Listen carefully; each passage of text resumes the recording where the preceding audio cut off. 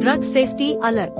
Several cough syrups have been linked to contamination with toxic chemicals like ethylene glycol and diethylene glycol, substances used in antifreeze.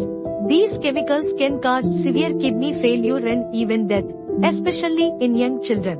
The WHO and Indian authorities have already issued alerts and recalled certain unverified or exported brands.